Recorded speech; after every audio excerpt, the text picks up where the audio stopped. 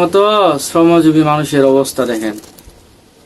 1 KG soybean তেল কিনে আনলাম 220 টাকা, দিনে ইনকামই 500, সেখানে অর্ধেক টাকা তেল কিনতেই চলে গেছে,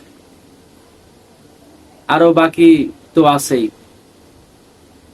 তাহলে আমরা কিভাবে জীবন যাপন করতেছি আপনারা একবার চিন্তা করেন। দারিদ্রতা আমাদের গ্রাস করে রেখেছে। শুধু দারিদ্রতা না, দারিদ্রতার সঙ্গে বাংলাদেশের সিস্টেম আমাদের এমন ভাবে গ্রাস করেছে যে আমরা চাইলেও এই দারিদ্রতা থেকে উঠতে পারি না। হ্যাঁ, দু একজন কমন বিষয়, তাদের বিষয়গুলো ভিন্নতা, কিন্তু এই যে আমরা বেশিরভাগ মানুষই এভাবে জীবন চলে যাচ্ছে। গার্মেন্টসের চাকরি করি, এই চাকরি করে সারা জীবনে একটা বাড়ি করাই দুঃসাধ্য। এই যদি দ্রব্যমূল্যের দাম এরকম হয়, কোনোদিনও সম্ভব হবে না।